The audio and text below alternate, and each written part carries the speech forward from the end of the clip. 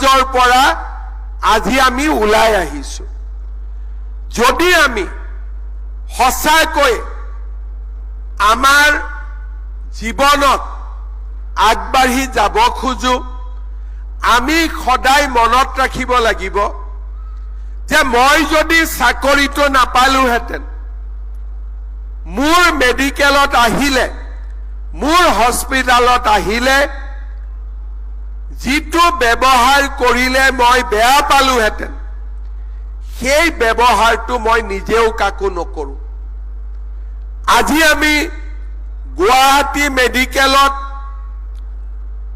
আমি যিটো ব্যৱহাৰ কৰি আছো গাঁৱৰ মেডিকেলত মোৰ মা দেউতাকো তাৰে ডক্টৰ নাৰ্ছে একেটাই ব্যৱহাৰ কৰিব যদি মেডিকেলত ভাল ব্যৱহাৰ ডিস্ট্ৰিক্ট হস্পিটালত ভাল ব্যৱহাৰ সকলোৰে মাক দেউতাকে একেই ভাল ব্যৱহাৰ পাব আজি আমি এটা কথা বুজি পাব লাগে যে আমাৰ দায়িত্ব কৰ্তব্যনিষ্ঠা আৰু আমাৰ মানুহৰ প্ৰতি থকা মৰমে আমাৰ অসমখন পৰিৱৰ্তন কৰিব পাৰে আজি কেইটামান দিনত আমি মেডিকেল ক্যাম্প কৰিছিলো অসমৰ বিভিন্ন জায়গা প্ৰত্যেক সমষ্টিতে আমি মেডিকেল ক্যাম্প কৰিছিলো গুটে অসমত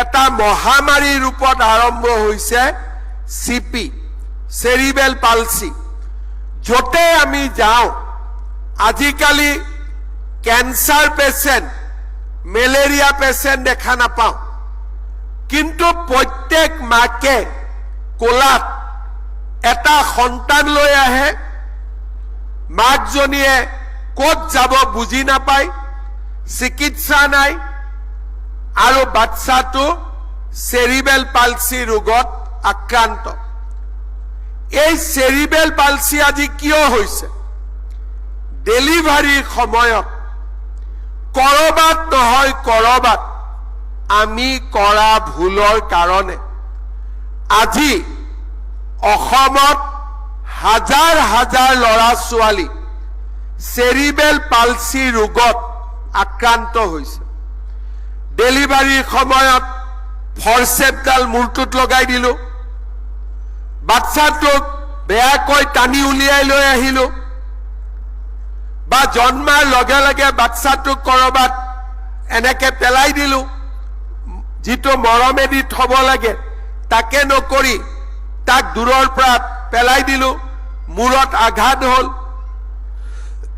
মই ইমান মেডিকেল শব্দ ব্যৱহাৰ কৰা নাই কিন্তু অসমত যিমান সেৰিবেল পালসি ৰোগত আক্ৰান্ত শিশু আছে এই গুটেই শিশুবিলাকৰ দায়িত্ব স্বাস্থ্য বিভাগৰ ওপৰত কাৰণ আমাৰ ভুলৰ কাৰণে আজি অসমত হাজাৰ হাজাৰ লৰা ছোৱালী সেৰিবেল পালসি ৰোগত আক্ৰান্ত হৈছে अशोक कितना मिले थे एक बार कितना 30,000 एक बार 30,000 বাচ্চা আমাৰ মেডিকেল ক্যাম্প বিলাকত আহিছিল তাৰ ভিতৰত 6,000 বাচ্চা সেৰিবেল পালসি ৰোগত আক্ৰান্ত আজি আপোনালোকে চিন্তা কৰক এই লৰা ছোৱালী বিলাক মাক দেউতাকে যদি মাক আৰু দেউতাকৰ যদি কিবা কাৰণত দুৰ্ঘটনা হয় মৃত্যু হয় এই বাচ্চাবিলাকক কোনে চাব আৰু ইহঁতৰ যেতিয়া বয়স বাঢ়িব এই লৰা ছোৱালী বিলাকক কোনে চাব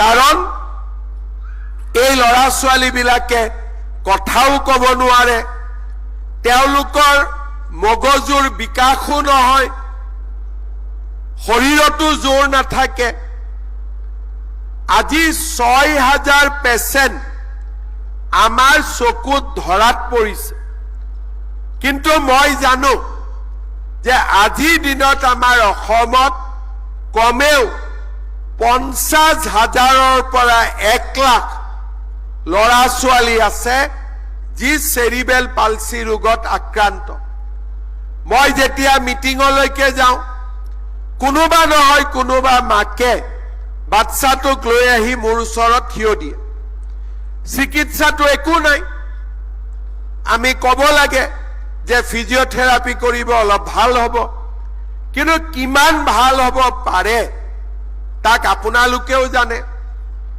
সেই কাৰণে এতিয়া আমাৰ সন্মুখত সমস্যাটো আহিছে কোৱালিটি হেল্থ কেয়াৰ মেডিকেল হল হস্পিটাল হল ডাক্তৰ হল নাৰ্ছ হল অভাৱ কতো নাই আজি আমাৰ যেতিয়া মই 2006 চনত হেল্থ মিনিষ্টাৰ হৈছিল অসমত 3খন মেডিকেল কলেজ আছিল আমাৰ গোটেই ৰাজ্যখনত 2000 মান নাৰ্ছ আছিল আজি আমাৰ নাৰ্ছৰ সংখ্যা 20,000তকৈও বেছি হল আজি ডক্টৰ আমাৰ গভৰ্ণমেণ্ট ডক্টৰৰ সংখ্যা 5,000ৰ ওচৰত আছে ল্যাবৰেটৰী টেকনিচিয়ান ফাৰ্মাসিষ্ট প্ৰত্যেক বছৰে আমি নিযুক্তি দিওঁ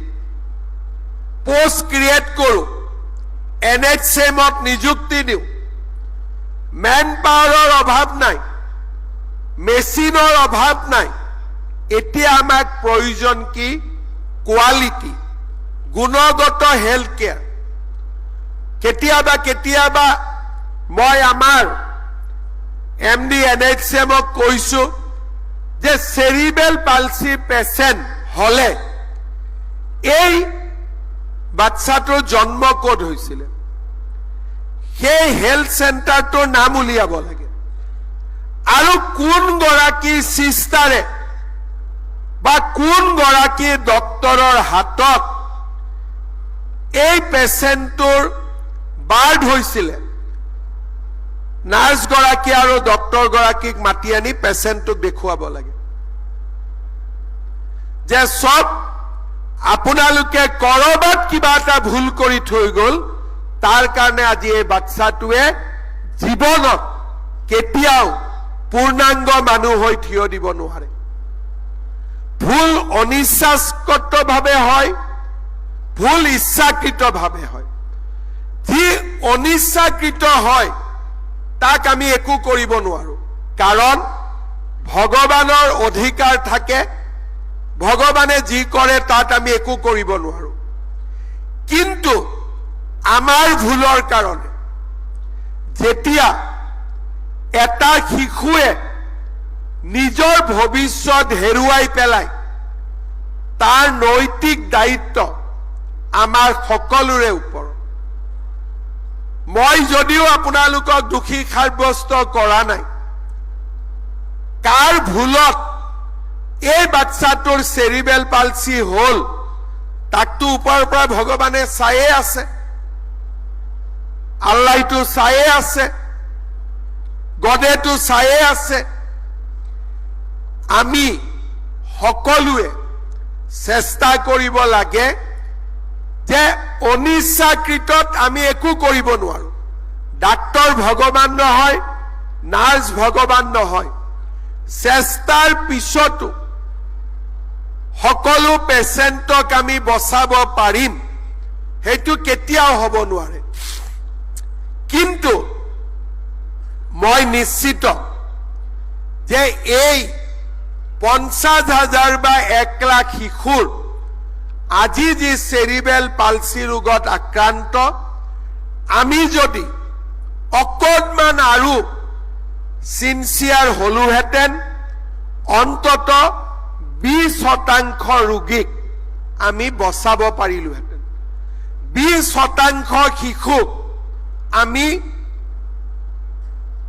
খুব সেফ ডেলিভাৰী কৰোৱাব পাৰিলোহেঁতেন সেইবাবে আজি আমাৰ দায়িত্ব ইনষ্টিটিউচনেল ডেলিভাৰী নহয়, আমাৰ দায়িত্ব হ'ল institutional safe delivery. Institutional safe delivery, আৰু তেতিয়াহে আমি মানুহৰ মাজত এটা বিশ্বাসৰ বাতাবৰণ সৃষ্টি কৰিব পাৰিম। আমাৰ স্বাস্থ্য বিভাগত গভৰ্ণমেণ্টত নহয়, আমাৰ ইয়াত লেবৰেটৰী টেকনিচিয়ান আছে। কোনে কোনে LT লেবৰেটৰী টেকনিচিয়ান চাকৰি পাব? অলপ হাত দাঙকচোন। ঠিক আছে। নাৰ্ছিং হোমত যেতিয়া আমি যাওঁ, বহুতবিলাক ক্লিনিকত যাওঁ, যিটো ব্লাড টেষ্ট দৰকাৰ নাই তাতো চিনটো মাৰি দিব, আৰু যোৱাৰ পিছত তাক আমি ব্লাড টেষ্টো নকৰোঁ, কাৰণ ডাক্তৰে লিখি দিওঁতে এনেকে লিখি দিব যে সেইকেইটা কৰিব নালাগে, মাত্ৰ সেইকেইটাৰ পইচা ল'ব লাগে। আৰু তাৰ কোৱান্টিটি এটা আমি এনে লিখি দিওঁ চেফৰ ভিতৰত, যে 40 to 80 হ'ব লাগে, এনেই 70 লিখি দিওঁ। এই যিবিলাক কাম মানুহৰ লগত আজি হৈ আছে, হেল্থ সেক্টৰত, প্ৰাইভেটত হওক, সেমি প্ৰাইভেটত হওক, এইবিলাক আমি যিমান সোনকালে পাৰোঁ আমি বন্ধ কৰিব লাগিব। বন্ধ কেনেকে হ'ব পাৰে? যেতিয়া আমাৰ লেবৰেটৰী টেকনিচিয়ানে নকয় যে আমাৰ ইয়াত ৰিজাল্ট ভাল নহ'ব দেই, অমুকলৈকে যাওঁ। আমি যেতিয়ালৈকে আনএথিকেল কাম নকৰোঁ, চৰকাৰত যদি প্ৰত্যেকটো কাম আমি যদি এথিকেলি কৰোঁ, প্ৰাইভেট সেক্টৰেও এথিকেল কাম কৰিবলৈ বাধ্য হ'ব। কিন্তু গভৰ্ণমেণ্টৰ যেতিয়া বিষয়া কৰ্মচাৰী 10%, আমি যেতিয়া বেয়া কাম কৰোঁ 90%ও সেই বেয়া কামৰ বদনাম ল'বলগীয়া হয়। যোৱা কেইদিনমান আগতে মোলৈকে এজন পেচেণ্ট আহিছিলে। প্ৰথম তেওঁ মেডিকেল কলেজত আহিলে, গুৱাহাটী মেডিকেল কলেজত। আমাৰ মানুহে ক'লে যে আপুনি অমুকখন নাৰ্ছিং হোমত যাওক। নাৰ্ছিং হোমত গ'ল। 15 দিন 20 দিন থকাৰ পিছত যেতিয়া 5 লাখ 6 লাখ টকা বিল হৈ গ'ল, তেতিয়া মানুহজনক আকৌ মেডিকেলত ঘূৰাই আনিব লাগে। নাৰ্ছিং হোমত পইচা দিব পৰা নাই, ঘূৰাইও আনিব নোৱাৰা হ'ল। মোৰ ওচৰত আহি ওলালে। মই পুলিচ পঠাই পেচেণ্টজনক মেডিকেললৈকে লৈ আহিলোঁ, আৰু পিছত পেচেণ্টজনে মোক ক'লে যে মেডিকেলতে মই প্ৰথম আহিছিলোঁ, মেডিকেলৰ পৰাহে মোক নাৰ্ছিং হোমখনলৈকে পঠাই দিছিল। এই যিবিলাক কাম কোনে কৰে? আমাৰ মেডিকেল বিলাকত চাকৰিয়াল নহয়, কৰ্মচাৰী নহয়, কিছুমান মানুহে নিজকে কৰ্মচাৰী বুলি এটা পৰিচয় লৈ ঘূৰি ফুৰে, যাক আমি দালাল বুলিও ক'ব পাৰোঁ বা আন কিবা নামো আমি দিব পাৰোঁ। তেওঁলোকে মেডিকেল কলেজৰ ব্লাড বেংকৰ সন্মুখতো থিয় হৈ থাকিব, তেওঁলোকে আমাৰ ইমাৰ্জেঞ্চিৰ সন্মুখতো থিয় হৈ থাকিব, আৰু আমাৰ প্ৰশাসনিক ব্যৱস্থাটো দুৰ্বল কাৰণে আমি তেওঁলোকৰ ওপৰত একশ্যন ল'ব নোৱাৰোঁ। কেইদিনমান আগতে মই মেডিকেলত গ'লোঁ, দুনিয়াৰ এটেণ্ডেন্স বিলাক মোৰ ওচৰত আহি পালে, বোলে যিবিলাকে ট্ৰলি চলায়, সব ট্ৰলি চলোৱা মানুহক টকা দিব লাগে, নহ'লে পেচেণ্টটো লৈ নাযায়। এতিয়া আপোনালোকে চিন্তা কৰক, মই যদি এদিনত গৈছোঁ, এদিনতে মানুহে মোক এই কমপ্লেইন দিয়ে, তাৰমানে বাকীবিলাকে কথাটো গম নাপায় নেকি? চবেই গম পায়, কিন্তু আমি কোনেও গুৰুত্ব নিদিওঁ। কাৰণ আমি ভাবোঁ যে চবেই এনেকে ধুনীয়াকৈ চলি থাকক, মোৰো কষ্ট হ'ব নালাগে, বেলেগৰো কষ্ট হ'ব নালাগে, কিন্তু কষ্ট কাৰ হয়? দুখীয়া পেচেণ্টবিলাকৰ হয়। আমি অসমত এনেকুৱা এটা পৰিৱেশ নিৰ্মাণ কৰিব লাগে যাতে দুখীয়া মানুহবিলাকে মেডিকেলত আহিলে নিজে তেওঁলোকে মনতে ভাবে যে আমি আটাইতকৈ নিৰাপদ স্থানত আহিলো। নাৰ্ছিং হোম চলি থাকক, ধনী মানুহবিলাক তাতে যাওক, যোনে পইচা দিব পাৰে, যাৰ ইঞ্চুৰেঞ্চ আছে তাতে যাওক, কিন্তু যাৰ একো নাই তেওঁলোক ক'ত যাব?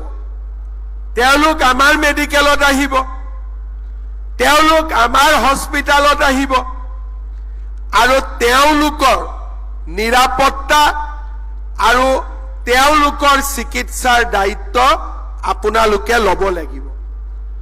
যেতিয়া আপোনালোকে দায়িত্ব ল'ব পাৰিব, তেতিয়াহে আমাৰ অসমৰ উন্নতি হ'ব।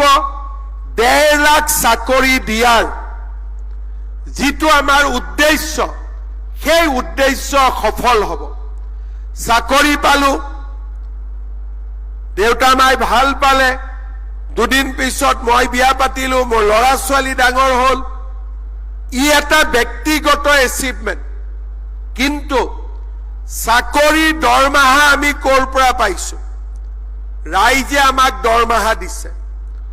আমি যদি ৰাইজক চিকিৎসা দিব পাৰো, ৰাইজক আমি যদি ভাল ট্ৰিটমেণ্ট দিব পাৰো, তেতিয়াহে এই 1.5 লাখ চাকৰিয়ে তাৰ যথাৰ্থ মূল্য বিচাৰি পাব। সেইবাবে আজি নিযুক্তি পোৱা মই সকলোকে আহ্বান জনাম, বেলেগ বিভাগতকৈ স্বাস্থ্য বিভাগৰ কৰ্মচাৰীসকলৰ দায়িত্ব আটাইতকৈ বেছি। আপোনালোকে নিজৰ দায়িত্বও পালন কৰক, পিতৃ মাতৃৰ প্ৰতিও দায়িত্ব পালন কৰক, কিন্তু লগে লগে আমাৰ হস্পিটাললৈ অহা, আমাৰ মেডিকেললৈ অহা দুখীয়া বেমাৰ, এই বেমাৰবিলাকৰ পৰা আমি দূৰত যাব লাগে। কাৰণ এনেকুৱা কোনো চৰকাৰ নাই য'ত জন্ম তাতে মোক চাকৰি দিব।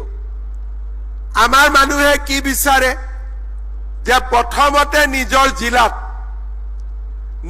জিলাত চাকৰি হোৱাৰ পিছত নিজৰ ব্লকত, আৰু পাৰিলে নিজৰ গাঁওখনত, আৰু লাষ্টত গৈ গৈ ঘৰতে হলে আকৌ ভাল, মাজে মাজে অলপ অফিচত গৈ থাকিব পাৰো, মাজে মাজে গৈ থাকিব পাৰিম। এই ব্যৱস্থাবিলাকৰ কাৰণে লাষ্টত গালি কোনে খাব লাগে? যেতিয়া মেডিকেলত গৈ নাৰ্ছ নাপায়, মেডিকেলত গৈ ডাক্তৰ নাপায়, গালি কোনে খাব লাগে? হয় অশোক সিংঘালে খাব লাগে, নহলে আমি খাব লাগে। আমিতো চাকৰি দি দিলো, আমিতো পোষ্টিং অৰ্ডাৰ দি দিলো, কিন্তু ল'ৰা ছোৱালীয়ে একেটা জেগাতে থাকিব খোজে। চাকৰি পালো ধুবুৰী মেডিকেল কলেজ, ইণ্টাৰভিউ দিলো ধুবুৰীত, কিন্তু সদায় লাগি থাকিম কেনেকে ডিব্ৰুগড়ত গৈ পাম। এতিয়া ধুবুৰীত কোনে চাকৰি কৰিব? আপোনাক আমি ডিব্ৰুগড়ত ট্ৰেন্সফাৰ দিলো, কিন্তু ধুবুৰীত যিমান পেচেণ্টে আহিব, ডাক্তৰ নাৰ্ছ টেকনিচিয়ান নাপাব, তেওঁলোকে আপোনালোকক গালি নিদিয়ে। তেওঁলোকে কাক গালি দিব? আমাক গালি দিব। এই ডাক্তৰ নাই, নাৰ্ছ নাই, চৰকাৰে কি কৰি আছে? চৰকাৰে কি কৰিব? আকৌ আপোনালোক যদি, মই কোনোবা জেগাত ভ্ৰমণত গৈছো, হাতত ধৰি মামা মোক জলদি জলদি ট্ৰান্সফাৰ কৰি দিয়ক। এই যিটো বেমাৰ, এইটো এটা আমাৰ ল'ৰা ছোৱালীৰ মাজত বেমাৰ। অসমখন আমাৰেই। যদি আমি ভাবো যে সব কাম ঘৰত থাকিয়ে হ'ব, সেইটোতো সম্ভৱ নহয়। আমি যেতিয়া সুযোগ পাম ট্ৰেন্সফাৰ আমি ল'ম কিন্তু প্ৰথম দিনাৰ পৰাই এই মাত্ৰই অলপ পিছতে আপোনালোকে এপইণ্টমেণ্ট লেটাৰ পাব যাৰ যাৰ পোষ্টিং ভাল নহ'ব ভাল মানে ঘৰৰ পৰা অলপ দূৰত হ'ব লগে লগে মোবাইলত মাৰা আৰম্ভ হৈ যাব কেনেকে কি কৰিব পাৰো এই বেমাৰটো আমি ওলাব লাগিব সেই কাৰণে এতিয়া আমি কি কৰিছো যে গভৰ্ণমেণ্টৰ ট্ৰান্সফাৰ এটা আমি পোৰ্টেলৰ জৰিয়তে কৰিছো যে আপুনি ক'ত আহিব আপুনি ক'ত যাব দুজনৰ মাজত ট্ৰান্সফাৰ কৰি লওক আমাৰ কোনো আপত্তি নাই কিন্তু চৰকাৰক তাৰ মাজত নাটানিব কোনোবা ডিব্ৰুগড়ত আছে কোনোবা ধুবুৰীত আছে নিজৰ ভিতৰত ট্ৰান্সফাৰ কৰি লওক তাত আৰু চৰকাৰৰ কাম কোনো নাথাকিব কিন্তু চৰকাৰক ডিব্ৰুগড়তো নাৰ্ছ লাগিব ধুবুৰীতো নাৰ্ছ লাগিব চৰকাৰক ডিব্ৰুগড়তো ডক্টৰ লাগিব আমাক ধুবুৰীতো ডাক্তৰ লাগিব তাৰ মানে যদি সুবিধা আছে ট্ৰান্সফাৰ হৈ লওক আমাৰ আপত্তি নাই কিন্তু পেচেণ্টক নেগলেক্ট কৰি এখন হস্পিটালত দুগৰাকী নাৰ্ছ দুইগৰাকীয়ে যদি ট্ৰান্সফাৰ লয় ৰাতি ডেলিভাৰী পেচেণ্ট গৰাকীটো মৃত্যু হ'বই কোনে তাৰ দায়িত্ব ল'ব সেই কাৰণে লাহে লাহে আমি কি ব্যৱস্থা কৰিছো যে ট্ৰান্সফাৰৰ দায়িত্ব এতিয়া মেচিনে ল'ব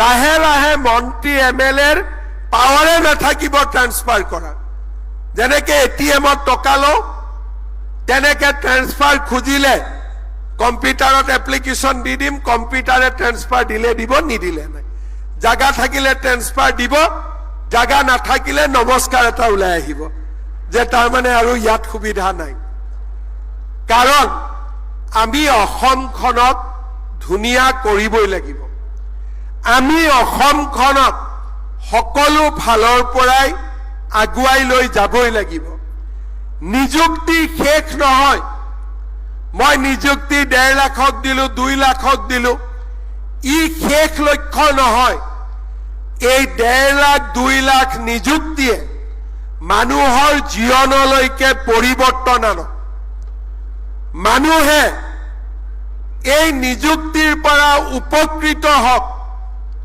সেয়াই হৈছে আমাৰ লক্ষ্য আৰু তাৰ কাৰণে আমি দিনে নিশাই পৰিশ্ৰম কৰিছো আপোনালোকক শুভেচ্ছা দিছো আপোনালোকৰ জৰিয়তে আমাৰ অসমৰ দৰিদ্ৰ জনতাৰ অসমৰ মধ্যবিত্ত সমাজখনৰ উন্নতি হওক তাকে কামনা কৰিছো আকৌ এবাৰ আজি চৰকাৰী চাকৰি পোৱা 3420 গৰাকী প্ৰাৰ্থীক ধন্যবাদ জনাইছো লগতে মই সকলোকে কওঁ যে বাল্য বিবাহ কৰিব নালাগে কৰিলে জেলত যাব লাগিব কিন্তু চাকৰি পোৱাৰ পিছতো বিয়া নকৰাকৈ বহুত দিন থাকিব নালাগে ঠিক আছে কাৰণ দেউতা মাৰো বয়স বাঢ়ি যায় দেউতা মাই বিচাৰে যে বোৱাৰীজনী আহক